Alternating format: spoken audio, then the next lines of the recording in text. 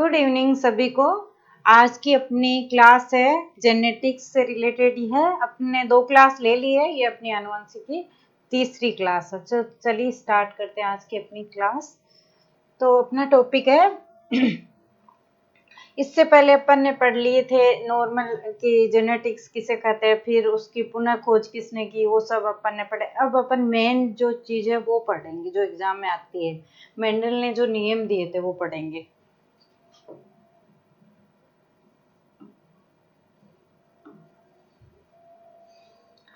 Mendel के वंशागति के नियम।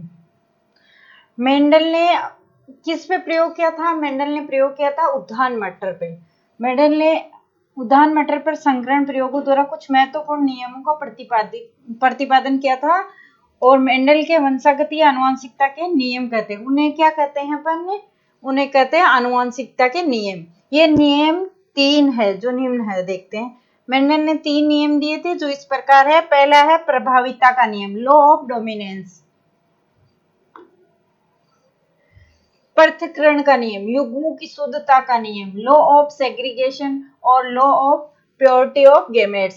स्वतंत्र अपव्ययन का नियम, लॉ ऑफ इंडिपेंडेंट असॉर्टमेंट। यह है 3 नियम जो मेंडल ने दिए थे। कौन कौन सा है? प्रभाविता का नियम, पृथक्करण का नियम और स्वतंत्र अपव्ययन का नियम। ये 3 नियम दिए थे मेंडल ने जो इस प्रकार है। अब सबसे पहले अपन देखेंगे प्रभाविता का नियम, लॉ ऑफ डोमिनेंस। ये नियम मेंडल द्वारा प्रतिपादित एक संकरण के परिणामों पर आधारित है। एक संकरण के जो परिणाम आए थे उस पे आधारित है। जो मेंडल का प्रभाविता का नियम है वो किस पे आधारित है? एक संकरण के परिणामों पर आधारित। इस नियम के अनुसार जब एक लक्षण के लिए विपर्यासी समयुग्मजीय पादपों में संकरण कराया जाता है तो वह लक्षण जो F1PD में अपनी अभिव्यक्ति दर्शाता है वो क्या कहलाता है? प्रभावी, डोमिनेट। जो F1PD में जो लक्षण प्रकट होते हैं वो कौन से लक्षण कहलाते हैं? प्रभावी, डोमिनेट लक्षण कहलाते हैं। वह लक्षण जो F1PD में अपनी अभिव्यक्ति नहीं दर्शाता है वो अप्रभावी, रिसेसिव होते हैं। वो क्या होते हैं? जो F1PD में नहीं दिखते हैं वो कैसे होते हैं? वो अप्रभावी लक्षण होते हैं। उदाहरण, यदि शुद्ध समयुग्मजीय लंबे पौधों को शुद्ध समयुग्मजीय बौने पौधों से संकरण करवाया जाता है तो परिणाम F1PD में 100% लंबे दिखाई देंगे। कैसे होंगे? जो कि अशुद्ध लंबे होते। लंबे पौधे जो होते हैं बौने पौधों से संकरण करवाए जाते हैं, ये जनक होते हैं। युग्मक, ये इसको अपन ऐसे कर सकते हैं, समयुग्मजीय लंबे और समयुग्मजीय बौने पौधों के बीच संकरण करवाया जाता है इस तरह से। ये क्या है? जनक, पेरेंट।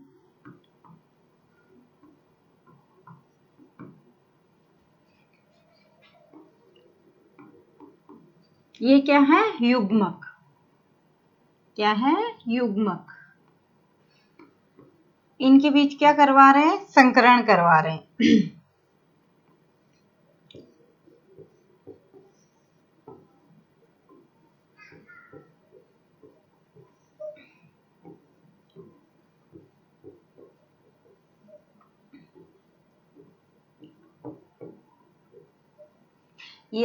ये क्या है? F1PD।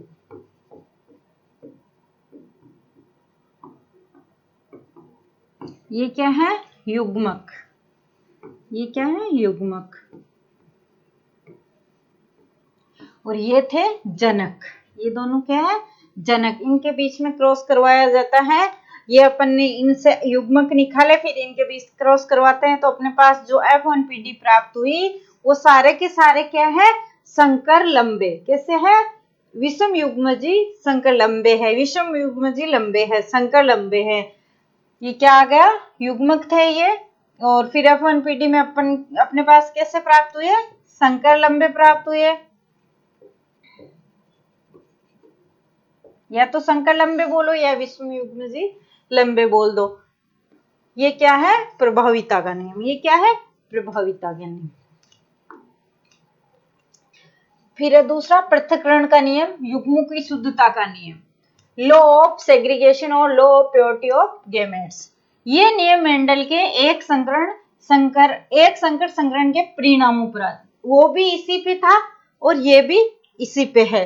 इस नियम के अनुसार F1PD के संकर या विषम युग्मजी से युग्मक बनते समय दोनों युग्म विकल्पी एलील्स एक दूसरे से पृथक होकर अलग अलग युग्मकों में चले जाते हैं।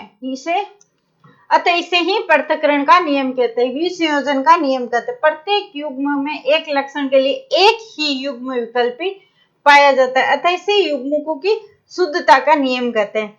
क्यों कहते हैं? एक लक्षण के लिए एक ही जो एलील होता है वो एक लक्षण के लिए एक ही जीन पाया जाता है, तो इसे युग्मकों की शुद्धता का नियम कहते हैं। जो दो ही है टी इनमें से ये युग्म विकल्पी है, तो इनमें से जो एक लक्षण है उसके लिए एक ही है और ये एक दूसरा को प्रभावित नहीं कर रहे, एक साथ रहते हुए भी एक दूसरे को प्रभावित नहीं कर रहे हैं, शुद्ध है, एक दूसरे को प्रभावित करके अशुद्ध नहीं हो रहे, ये अपने आप में शुद्ध है, इसलिए इसे युग्मकों की शुद्धता का नियम कहते हैं। यदि समयुग्मजी लंबे और समयुग्मजी बौने पौधे का संकरण कराया जाता है तो F1PD में सभी संकर अथवा विषम युग्मजी लंबे पौधे प्राप्त होते हैं। विषम युग्म में दोनों युग्म विकल्पी साथ साथ रहते हुए एक दूसरे को दूषित नहीं करते हैं। जो F1PD में ये प्राप्त हुए अपने पास ये युग्मक है जो कि विषम युग्मजी है। कैसे है?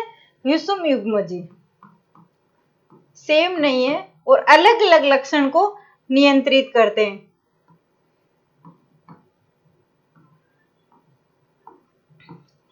एक दूसरे को प्रभावित नहीं करे, एक दूसरे को संदूषित नहीं कर रहे हैं। बनते समय दोनों युग्म विकल्पी, अब जब ये युग्मक बना रहे हैं इससे अपन युग्मक निकालेंगे तो ये युग्मक बनते समय दोनों क्या है? पृथक हो गए। ये क्या हो गया? युग्मक। और ये अगर साथ है तो भी एक दूसरे को प्रभावित नहीं कर रहे हैं, संदूषित नहीं कर रहे हैं, शुद्ध है, तो ये क्या हो गया? शुद्धता, युग्मक शुद्धता, प्योरिटी ऑफ गैमेट्स। जिससे F1PD में बौनेपन का लक्षण अलग अलग युग्मों में पहुंच जाता है। F1PD में बौनेपन का लक्षण फिर से प्रकट हो जाता है। F1PD का लक्षण प्रारूप अनुपात 3:1 है। F2PD का जीन प्रारूप 1:2:1 है। अपन F1PD अपन ने निकाली, अब अपन F2PD निकालते हैं पृथक्करण के नियम में। कैसे निकालते हैं? ये अपने जनक है शुद्ध लंबे और शुद्ध बौने। जब इनमें क्रॉस करवाया तो अपने पास ये जनक है, इनमें क्रॉस करवाया तो अपने पास जो F1PD प्राप्त हुई वो कैसी हुई?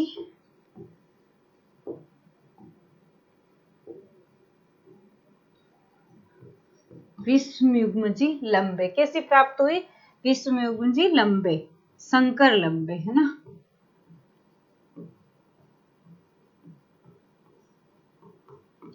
अब इसको क्या अपने को F2PD निकालेंगे। ये क्या है? F1PD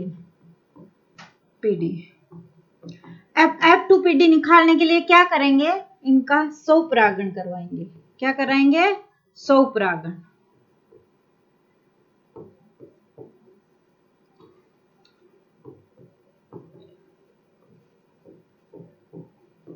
कैसे करवाएंगे देखना।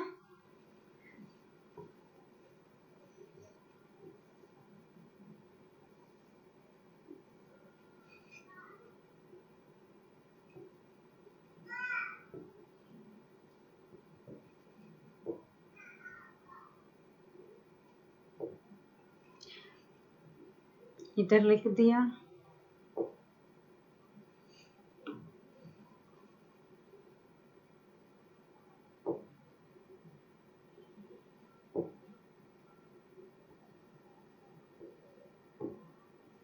जब इसका इसी से करवा रहे हैं तो टी का टी के साथ करवा रहे हैं तो टी या अपन यहाँ रख के करवा देंगे इसे। जब इसका इसके साथ करवा रहे हैं तो क्या आ जाएगा, टी टी, फिर इसका इसके साथ करवा देंगे तो टी टी, फिर इसका इसके साथ करवा देंगे तो टी टी, फिर इसका इसके साथ, तो ये बोनापर। अब इससे अपन ये क्या आ गई अपने पास, F2PD। क्या आ गई, F2PD। इसको अपन ऐसे भी लिख सकते हैं और अपन इसको ऐसे भी लिख सकते हैं। ये था अपने पास, इससे अपन करवाएंगे स्वपरागण। इसमें से गैमेट्स निकालेंगे, टी निकल गया, ये निकल गया, फिर इससे भी टी निकल गया और इससे भी टी निकल गया। अब इससे स्वपरागण करवाएंगे तो इसका इसके साथ ये आ गया, इसका इससे करवाएंगे तो ये आ गया, इसका इससे करवाएंगे तो ये आ गया, और इसका इससे इसका इससे करवाएंगे तो ये आ गया ऐसे। तो ये था अपना, इसको अपन इस तरह से भी लिख सकते हैं, इसको इस तरह से भी लिख सकते हैं। तो जो अपने पास F2, ये क्या है, अपने पास F2PD। इसका जो फिनोटाइप है वो कैसा है, ये 3 कैसे दिख रहे हैं, लंबे दिख रहे हैं। फिनोटाइप केवल बाहर से देख के ही पता करना दिखाई कैसा दिख रहा है, लंबा है बोना है। ये तो 3 लंबे दिख रहा है, बोना है, तो इसका फिनोटाइप क्या हो गया, फिनोटाइप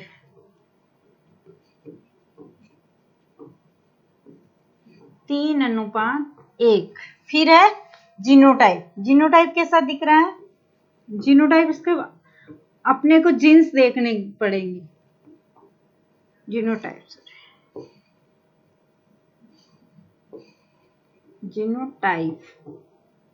जीन्स देखने पड़ेंगे। जैसे ये एक लंबा है, ये दो क्या है, ये दोनों क्या है, संकर लंबे, और ये बोना है। तो अपना जीनोटाइप क्या हो गया, 1:2:1। ये क्या आ गया, F2PD का जीनोटाइप। और वो क्या था, 3:1 क्या था, फिनोटाइप। ये है अपना जो पृथक्करण का नियम है, उसमें अपन ने जीनोटाइप फिनोटाइप देखा है। पृथक्करण का नियम क्या है, वो एक साथ रहते हुए भी अशुद्ध नहीं हो रहे। फिर से F2PD में फिर से बोनापन का लक्षण प्रकट हो गया। वो पृथक्करण का नियम, वो साथ रहते हुए भी संदूषित नहीं हो रहे। नेक्स्ट, ये F2PD है ना, ये अपन ने कर लिया। फिर नेक्स्ट है ये अपने पास जो अपन ने वो लिखा, उसका ये इस तरह से लिखा हुआ है।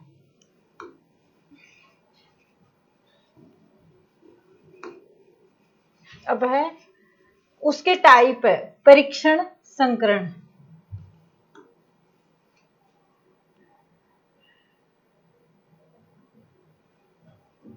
बाह्य संकरण है,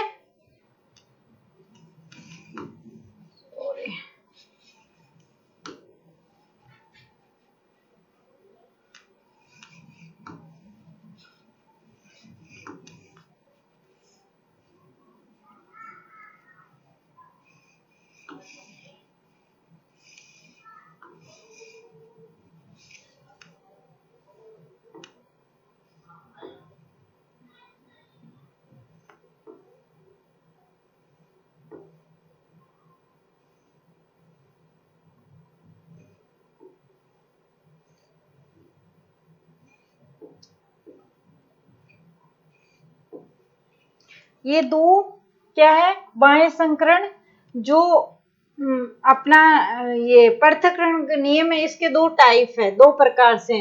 इसमें क्या करना है जो बाह्य संकरण है उसमें जो F1PD अपने पास प्राप्त हुई, उसका संकरण किससे करवाना होता है,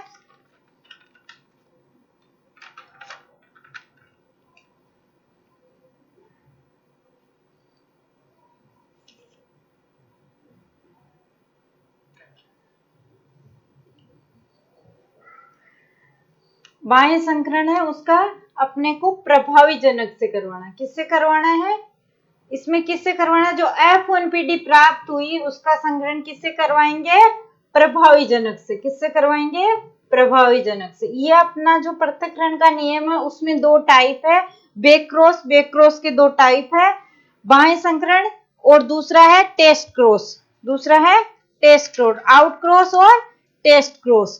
तो टेस्ट क्रॉस में तो क्या हो रहा है, जो आउट क्रॉस है उसमें तो क्या हो रहा है, जो प्रभावी जनक है उसके साथ करवा रहे हैं, तो क्या हो जाएगा, इसका अपन ने गेमेट्स निकाल लिए, इसके भी निकाल लिए, फिर इनका संकरण करवाएंगे तो वही टीटी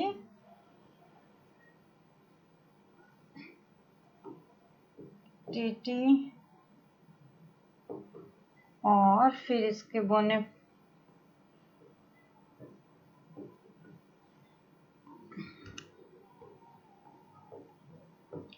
क्या प्राप्त हो रहा है,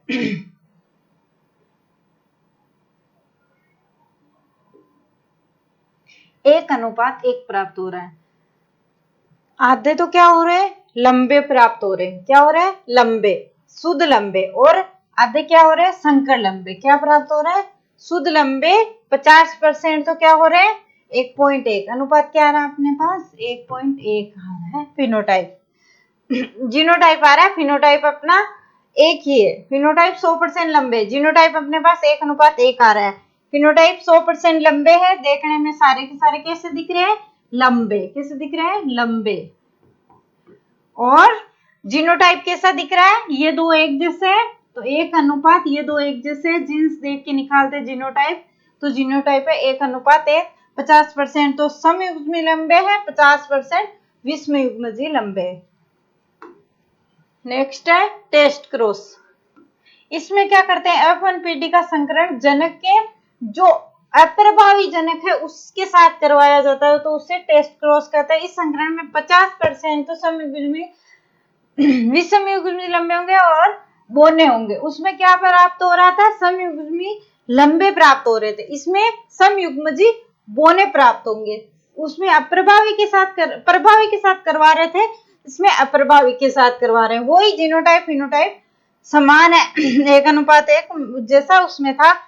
F1PD में जो अपन ले रहे हैं उसका किसके साथ, अप्रभावी जनक के साथ करवाएंगे, तो जो युग्मक बनेंगे अपने पास ये देख लो इस तरह से, ये था F1PD, इसका संकरण किसके साथ करवा रहे हैं, अप्रभावी जनक के साथ। किसके साथ, तो इसकी गेमेट्स निकाल लेते हैं इस तरह से, ये अप्रभावी जनक है, कौन है ये, अप्रभावी जनक।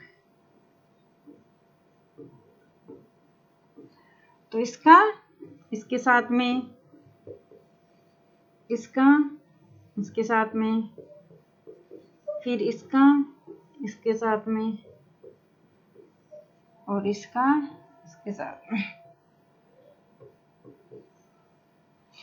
तो इसमें अपने पास प्राप्त हो गया वही 1:1, तो क्या हो गया जीनोटाइप, और फिनोटाइप 50% तो क्या है, 50% तो 1:1 ही तो जीनोटाइप है, 1:1 ही फिनोटाइप है। 50% तो क्या है, संकर लंबे, और 50% क्या है, शुद्ध बोने। 50% क्या है, शुद्ध बोने।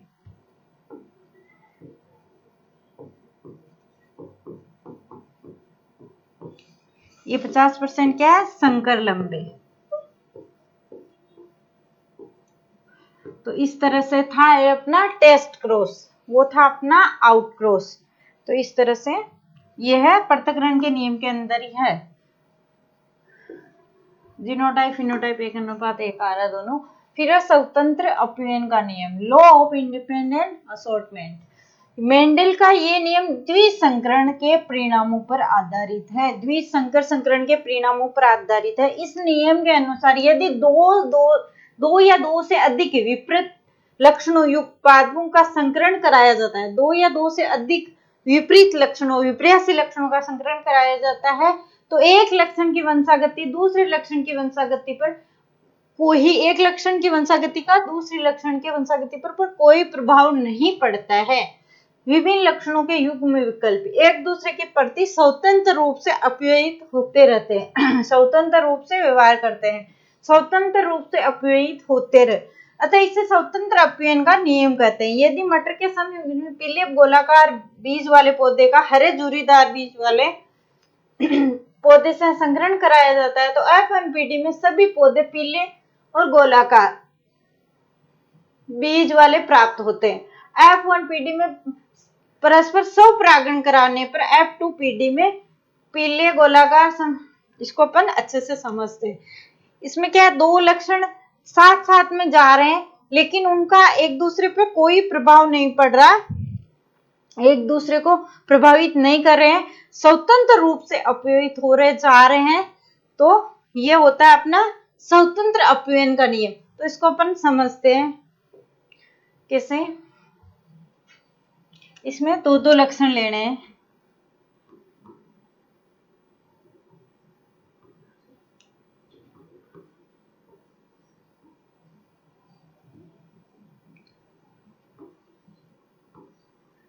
कैसे, ये जनक है, जनक पादप है, इसमें से अपन गैमेट्स निकालेंगे।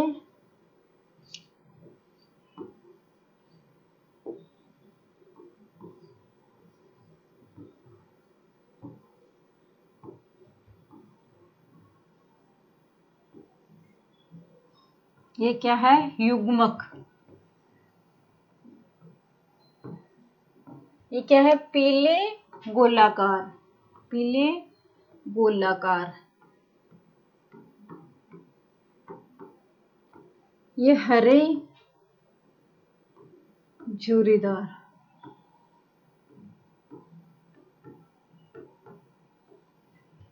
फिर इनमें क्रॉस करवाया जाता है तो अपने पास जो F1PD प्राप्त होगी वो होगी, ये क्या हुई, अपने पास F1PD क्या प्राप्त हुई, F1PD, F1PD प्राप्त हुई। F1PD में जो ये जो अपने पास F1PD प्राप्त हुई, अपन निकालेंगे इसे F2PD और F1PD में कैसे दिख रहे हैं, क्या प्राप्त हुआ है, पीले और गोलाकार। क्या प्राप्त हुए हैं, पीले और गोलाकार।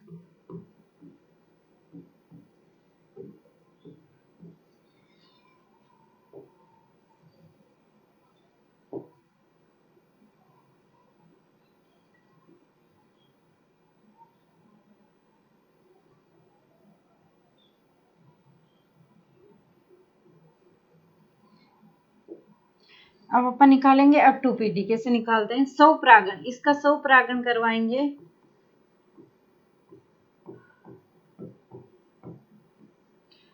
तो अपने पास आएगी F2PD।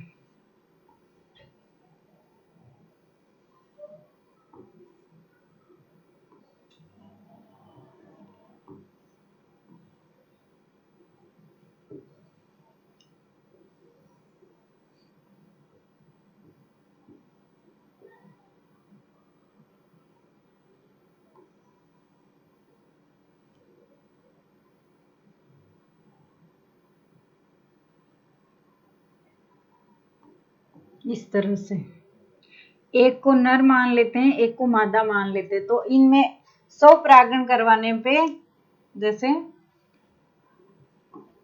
इधर और लिख दो Y R, इनका स्वपरागण करवाएंगे तो Y का Y से, Y का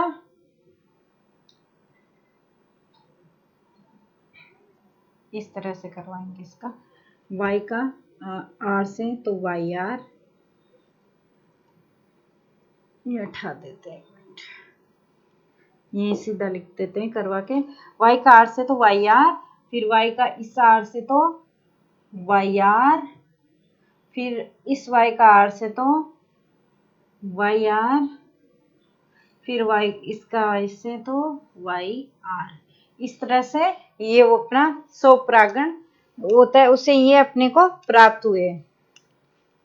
फिर इनको इस तरह से यहाँ नीचे लिखेंगे।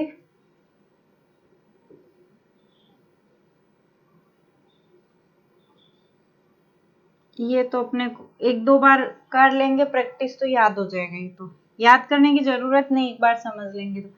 फिर इनका ऐसे करवाना है तो वाई वाई आर आर, फिर इसका इससे करवाएंगे क्रॉस तो वाई वाई आर आर, फिर इसका इससे तो वाई वाई आर आर, फिर इसका इससे तो वाई वाई आर आर, इस तरह से।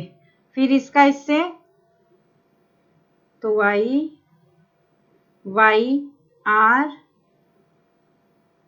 सॉरी बड़ा आएगा, वाई वाई आर आर, इस तरह से। फिर इसका इससे करवाएंगे तो वाई वाई आर आर, फिर इसका इससे करवाएंगे तो वाई वाई आर और आर, फिर इसका इससे करवाएंगे तो वाई वाई और आर आर, इस तरह से सबका करवाएंगे। इसका इससे करवाएंगे तो फिर से वाई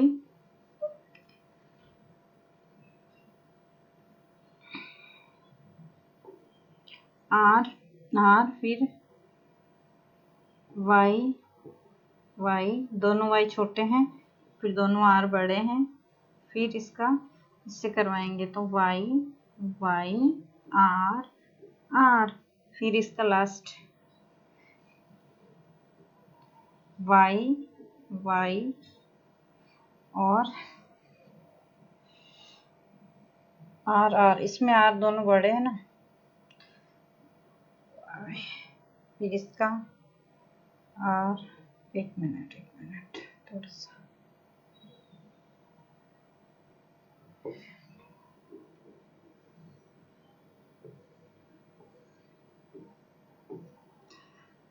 इसका ये हो गया। फिर इसको इससे करवाएंगे तो वाई वाई आर आर, फिर इसको इससे करवाएंगे तो वाई वाई छोटे आर आर, फिर इसको इससे करवाएंगे दोनों वाई छोटे, एक आर बड़ा और एक आर छोटा, फिर इसको इससे करवाएंगे तो वाई वाई छोटा आर, फिर आर छोटा, फिर इसको इससे करवाएंगे तो एक वाई बड़ा वाई छोटा दोनों आर छोटे, फिर इसको इससे करवाएंगे तो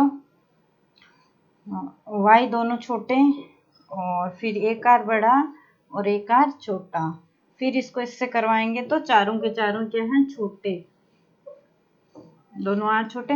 इस तरह से ये अपना जो स्वतंत्र अपयन का नियम है उसमें द्विसंकरण, जो संकर संकरण है यही मेंडल का है द्विसंकर संकरण, इस तरह से निकलता है ये क्या है, इसका जो जीनोटाइप फिनोटाइप प्राप्त होगा, फिनोटाइप वो तो होगा 9:3:3:1, ये तो है इसका फिनोटाइप। अब जीनोटाइप इसका क्या है,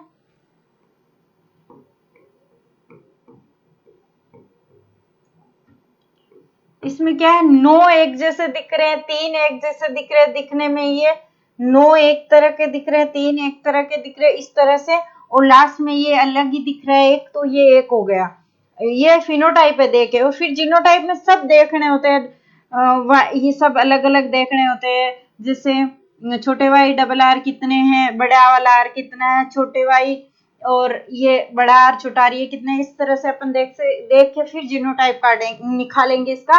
और जैसे ये जो बड़ा वाई और बड़ा आर है इनको क्या बोलते हैं, पीला और गोलाकार, जो छोटा वाई और छोटा आर है उनको झुर्रीदार। तो इस तरह से ये अपने पास प्राप्त हो गया